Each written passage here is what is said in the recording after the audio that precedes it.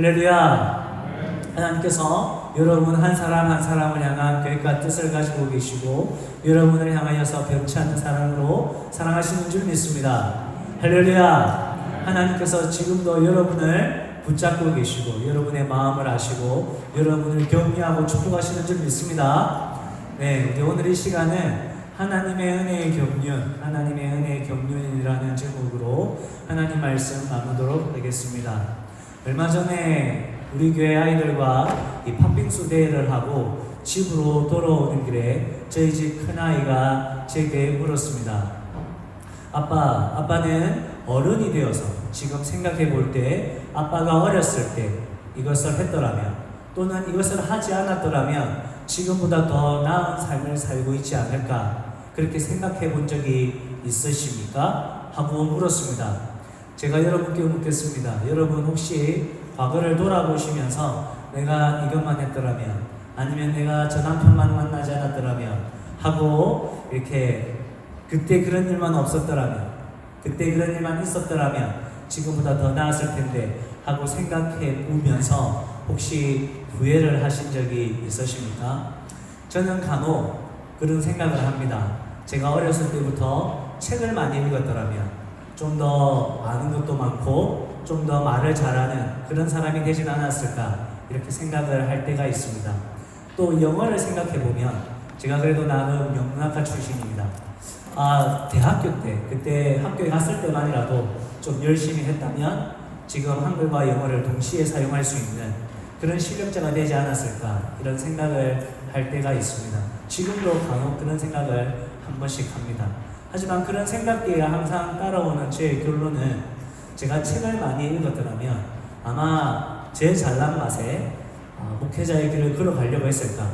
제 잘난 맛에 다른 것들을 하다가 돌고 돌아 목회자가 되진 않았을까? 그렇게 생각을 하고 또 영어를 또 잘했다면 그때 열심히 했다면 그때 사역적으로 좀 많이 배우는 시기였습니다. 그때 제가 그런 사역들을 배우지 못하고 영성들을 키우지 못하였다면 지금의 이 자리에 서 있을 수 있을까? 그런 생각들도 하는 것입니다. 결론은 하나님께서 나의 삶을 최고의 길로 인도해 주셨고 또 하나님께서 나를 이끌어 주심을 믿기 때문에 어떻게 보면 후회뿐인 우리의 인생이지만 감사와 찬양을 올려드릴 수밖에 없고 그때 그런 일이 일어나지 않는 것이 오히려 저에게는 최선이었다는 것을 고백하는 것입니다. 아마 이것은 저의 고백뿐만 아니라 여러분들도 마찬가지일 것입니다. 후회뿐인 그런 인생이라고 생각할 수도 있지만 정말 하나님 앞에서 생각해보면 후회가 아니라 하나님 앞에 감사를 드릴 수밖에 없는 하나님은 항상 저를 최선의 길로 인도해 주셨음을 믿습니다라고 고백할 수밖에 없는 여러분들일 것입니다. 이것을 오늘 본문에 나오는 단어로 정리해보면 이렇게 정리할 수 있습니다. 우리는 하나님의 은혜의 경륜을 신뢰합니다. 우리는 하나님의 은혜의 경륜을 신뢰합니다. 여러분 하나님의 놀라운 은혜가 우리에게 임하였습니다. 그 은혜로 말미암아 우리는 이 하루하루를 복되게 살아가는 것입니다. 그 은혜가 어떻게 임했습니까? 하나님의 사랑과 자비하심으로 나타났습니다. 하나님의 사랑과 자비하심이 어떻게 했습니까? 우리를 죄와 허물로 죽을 수밖에 없는 우리를 구원하셨습니다. 어떻게 구원하셨습니까? 십자가로 구원하셨습니다. 어떻게 구원하셨습니까? 부활로 구원하셨습니다. 그 실패의 십자가는 예수님의 죄 때문에 그 예수님이 십자가를 지신 것이 아니라 나의 죄 때문이라는 것이 깨달아졌습니다. 예수님의 승리의 그 부활이 나의 승리의 부활이라는 것이 깨달아졌습니다. 그래서 신앙을 깨달음이라고 하는 것입니다. 믿음은 깨달아져야 하는 것입니다. 그리고 그 깨달아짐은 계시로 말미암아 이루어지는 것입니다. 계시라는 것은 커튼이 거쳐졌다는 어원에서 나온 것인데 하나님께서 눈이 가리워져서 앞이 어두워 앞에 커튼이 쳐져 있어서 하나님의 진리를 알지 못했던 우리에게 하나님이 그 커튼을 걷어주심으로 우리가 하나님의 진리, 십자가와 부활을 깨닫게 된 것입니다.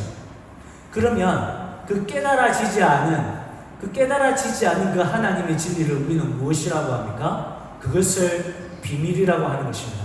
그것을 신비라고 하는 것입니다. 그래서 복음을 그리스도의 비밀이다 이렇게 이야기하는 것입니다. 비밀은 드러나지 않는 것입니다. 비밀은 보여지지 않는 것입니다. 아니, 비밀은 누군가가 우리에게 알려줬는데 그것이 깨달아지지 않는 겁니다. 비밀은 누군가가 우리에게 보여줬습니다. 근데 우리가 보고도 모르는 겁니다. 그것을 비밀이라고 하는 것입니다. 비밀은 깨달아져야 합니다. 깨달아져야 풀리는 것입니다. 여러분, 우리의 삶에 있어서 첫 번째로 깨달아져야 할 것이 무엇입니까? 그리스도의 비밀입니다. 십자가와 부활입니다. 그분의 십자가와 부활이 나를 위한 것이었구나. 그것이 그냥 우리의 지식이 아니라 나를 위한 것이었구나. 깨달아져야 되는 것입니다. 머리로만이 아닙니다. 깨달아져서 정말로 내가 성경에서 말하는 그 십자가의 길, 부활의 길을 걸어가야 하는 것입니다. 그리고 두 번째로 깨달아져야 하는 것이 무엇입니까? 우리의 인생은 하나님의 실수가 아니라는 것입니다. 다시 한 번 더 여러분께 여쭙습니다. 저희 딸이 했던 질문입니다. 여러분의 인생 속에서 정말 그 일이 없었다면 정말 나는 이러지 않았을 거야. 나는 지금 이런 형편없는 삶을 살고 있지 않을 거야. 그렇게 원망하고 후회하고 살고 계십니까? 절대 그렇지 않습니다. 우리의 정욕과 우리의 탐욕과 우리의 욕심이 지금보다 더 우리의 인생을 망쳐놓았을 것입니다. 그러나 하나님께서 지금까지 인도해 주셨기 때문에, 하나님께서 지금까지 우리를 붙잡아 주셨기 때문에 우리는 최선의 길을 살아오고 있는 것을 믿는 것입니다. 오늘 본문의 바울 사도를 보십시오. 지금 바울은 어디에 있습니까? 감옥에 있습니다. 그는 지금 감옥에 있습니다. 미치고 환장할 노릇입니다. 바울 사도가 죄를 지었습니까? 감옥에 갈 만한 죄를 지었습니까? 죄를 짓지 않았습니다. 그러면 그가 감옥에 가도 될 정도로 우리가 생각할 때 악한 사람입니까? 고약한 사람입니까? 그렇지 않습니다. 그럼 바울 사도는 왜 지금 감옥에 있습니까? 예수 그리스도의 일로 감옥에 있는 것입니다. 예수님께서 시키신 일을 하다가 감옥에 갇히신 것입니다. 예수님께서 바울 사도에게 시키신 일이 무엇입니까? 이방인들에게 그리스도의 비밀을 전해서 그들이 하나님의 은혜대로 하나님의 비밀을 깨닫고 지금까지 우리가 배웠던 에베소서 2장의 말씀처럼 더 이상 이방인들이 외국인이 아니고 하나님 나라의 진상 손님이 아니라 하나님 나라의 시민인, 하나님 나라의 진짜 가족이라는 것을 깨닫게 하는 도구로 쓰임 받으라는 것이 바울 사도의 일이었습니다. 바울 사도는 하나님의 비밀을 이방인에게 전했기 때문에 지금 감옥에 있는 것입니다. 바울 사도는 이 모든 과정, 자신이 교회를 핍박했고 자신이 교회를 죽이는 사람이었다가 예수님을 만남으로 그리스도의 비밀을 깨닫고 그 깨달은 비밀에서 끝나는 것이 아니라 그 비밀을 전하는 자로 일꾼이 된, 이방인들에게 그 비밀을 깨닫게 하는 일꾼이 된 그 모든 과정, 그리고 지금 이 감옥에 있는 그 모든 과정을 바울 사도는 이렇게 고백하는 것입니다. 하나님의 은혜의 경륜이었다. 이 모든 것이 하나님의 은혜의 경륜이었다. 이 경륜이라는 말은 하나님께서 계획하시고 성취하신 것입니다. 즉 경영하십니다. 매니지먼트다. 이렇게 이해하는 것이 옳을 것입니다. 바울 사도를 향한 하나님의 계획하심과 그 성취, 바울 사도의 인생을 이끌어가시고 그에게 명령을 주시고 비록 감옥에 있다 할지라도 하나님께서 그 감옥에 있게 하심을 믿게 하는 그 모든 하나님의 경영하심, 매니지먼트, 바울 사도는 그것을 은혜의 경영하심이다라고 이야기하는 것입니다. 여러분, 하나님의 은혜의 경륜이 바울 사도의 삶에 제대로 된 해석이었습니다. 우리의 삶에 대한 그 바른 해석, 우리의 삶에 대한 바른 해석은 무엇입니까? 하나님의 은혜의 경륜이었습니다. 죄를 지어도 감옥에 있는 것은, 죄를 지어서 감옥에 있는 것은 아니지만 우리는 우리 나름대로의 감옥에 있을 수 있습니다. 어떤 분들은 죄를 지어서, 어떤 분들은 우리가 연약해서, 어떤 분들은 우리가 실수해서 우리가 지은 그 감옥에 갇혀 있을 수 있습니다. 또 어떤 분들은 바울 사도처럼 우리가 죄를 짓지 않았지만 하나님의 일을 하다가 억울하게 지금 인생의 감옥, 삶의 감옥에 있을 수도 있습니다. 하지만 우리의 고백은 무엇입니까? 우리의 모든 삶의 해석은 하나님의 은혜의 경륜이라는 것입니다.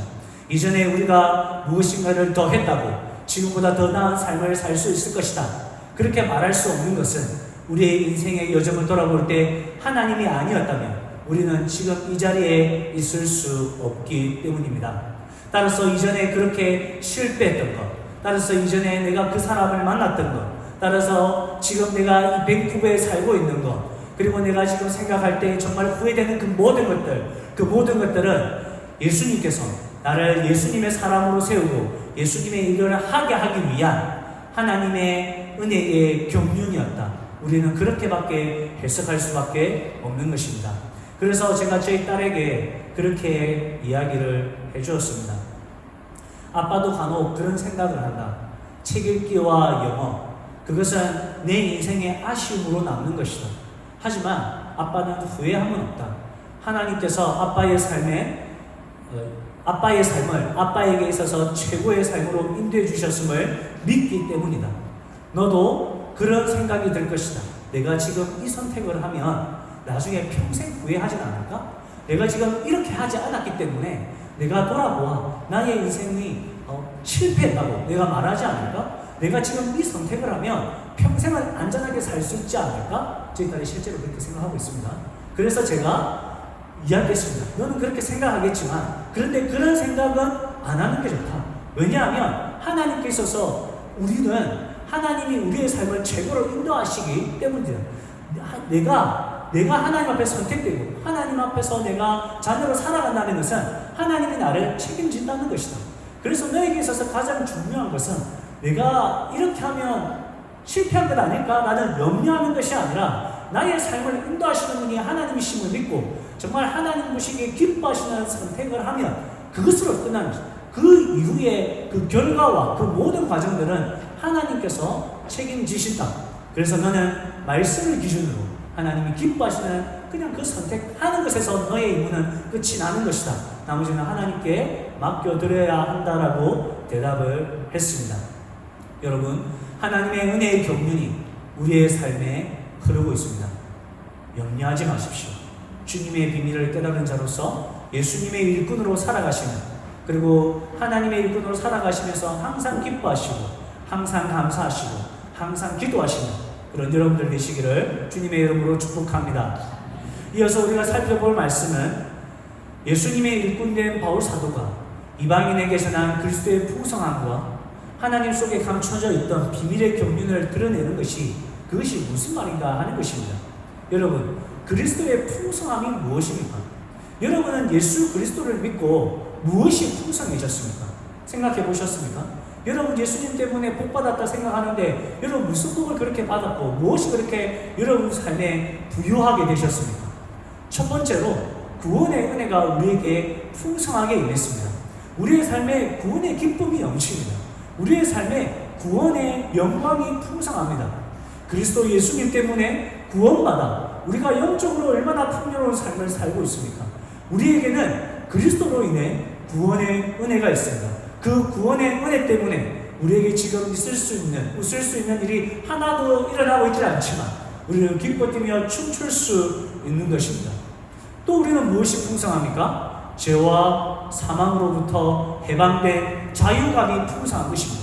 십자가로 말미암아 우리는 자유케 되었습니다. 더 이상 죄와 죽음이 우리를 조여올 수 없습니다. 우리를 괴롭힐 수 없습니다. 우리를 억압할 수 없습니다. 우리는 예수 그리스도의 십자가로 말미암아 그분의 부활로 말미암아 우리는 죄에서 죽음에서 자유하게 되었습니다. 우리는 자유의 풍성함을 누리고 있는 것입니다. 또 무엇이 풍성합니까?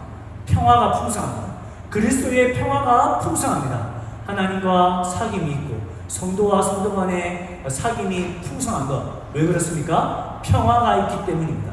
그리스도 예수님 때문에 인간과 인간 사이를 가로막고 있는 담이 허물어졌습니다. 예수 그리스도의 그 희생과 예수 그리스도의 십자가 때문에 하나님과 인간 사이에 가로막고 있던 벽이 없어졌습니다. 그래서 우리는 평화를 누리고 그래서 우리는 그분들과 친밀한 릴레이션십을 가지게 되는 그런 풍성함을 누릴 수 있는 우리가 된 것입니다. 또 우리는 어떤 풍성함을 누립니까? 영광, 하나님의 영광이 우리 안에 풍성하게 되었습니다. 성도들이 영광이 주님의 몸의 일부가 되었다는 것, 교회의 일부가 되었다는 것. 여러분 그것은 그냥 내가 우리 교회에 소속되었어 그 정도로 끝나는 것이 아니라 하나님의 몸의 일부가 되었다는 것입니다. 우리가 서로 영광의 몸의 일부가 되었다는 것입니다. 그래서 우리가 영광스러워해야 할 일입니다. 우리는 영광의 하나님의 일부가 되었습니다. 우리에게는 그런 하나님의 영광이 풍성한 것이고, 또 무엇이 풍성합니까? 마지막 날에 우리가 누리게 될 그 영광, 예수님이 우리를 세워주시고 우리를 높여주어서 우리가 얻게 될 그 영광. 그동안 고생했다, 그동안 참 잘했다, 너가 정말 잘한 거야, 우리도 아무것도 한 것 없지만 하나님께서 우리를 높여줄, 우리가 얻게 될 그 영광, 그 영광을 바라본 그것으로 우리는 풍성한 것입니다. 그래서 미래에 얻게 될 그 영광으로 풍성한 것, 우리는 영광이 풍성한 것입니다. 이것이 그리스도의 풍성함입니다. 그런 9절에서 말씀하는 하나님 속에 감춰졌던 비밀의 경륜은 무엇입니까? 하나님께서 이방인들을 구원하시기 위한 하나님의 열심과 성취가 지금 이 바울 사도를 통해 이루어지는 것이고, 그리고 하나님의 비밀이 이방인들에게 전해짐으로 이방인들이 그 그리스도의 풍성을 경험하게 된다는 것입니다. 이방인들이 그리스도의 풍성함을 경험하게 되는 것, 그것이 비밀의 경륜인 것입니다. 그리스도의 하나님 속에 감춰져 있는 비밀의 경륜이 되는 것입니다.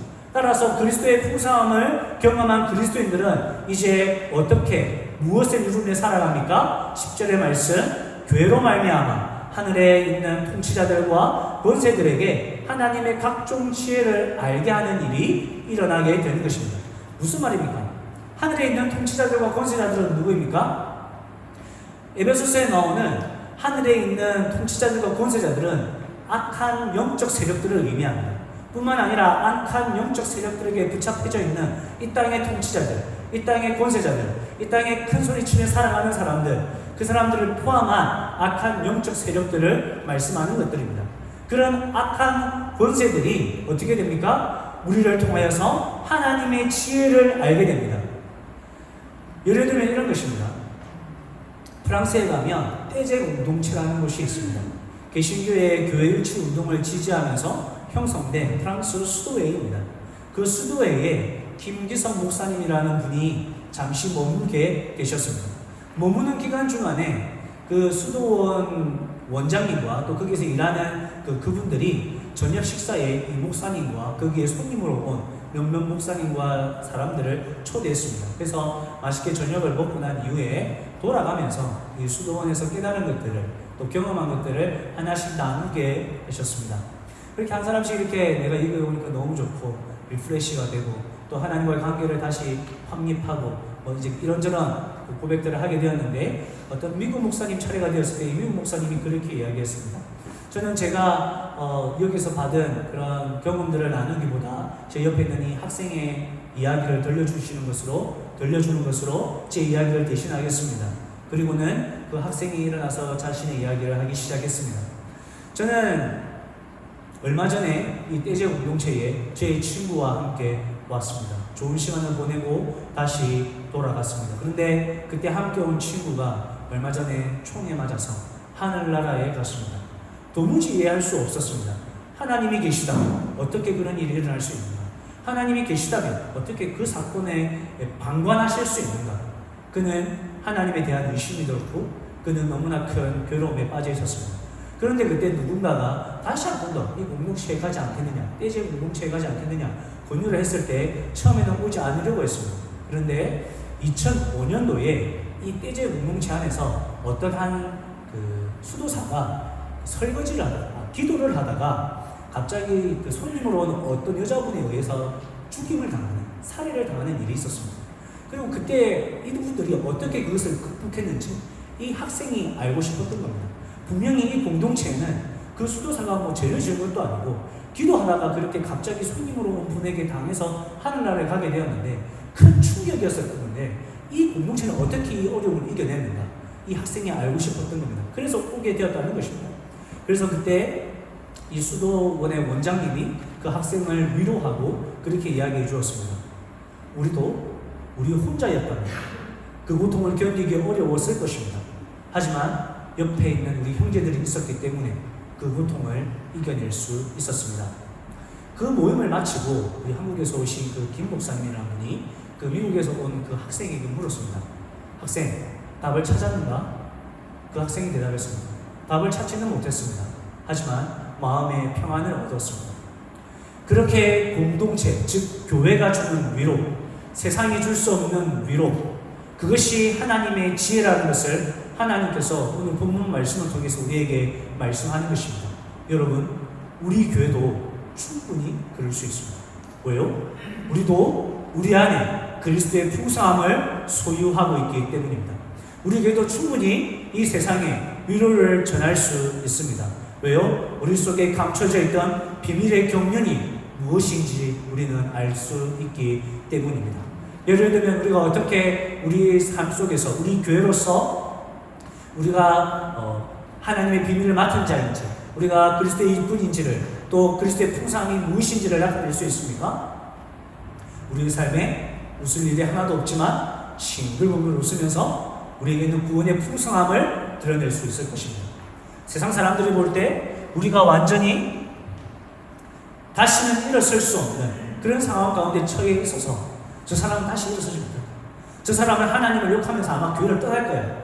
그렇게 말할 수밖에 없는, 모두가 그렇게 인정할 수밖에 없는 그 상황에 처해 있다 할지라도 우리가 그리스도의 풍성함을 알고 주님 앞에 뚜벅뚜벅 나오는 우리를 보면서 이 세상에 대해서 하나님의 지혜가 무엇인지, 하나님의 사랑이 무엇인지, 그리스도의 풍성함이 무엇인지를 전할 수 있을 것입니다.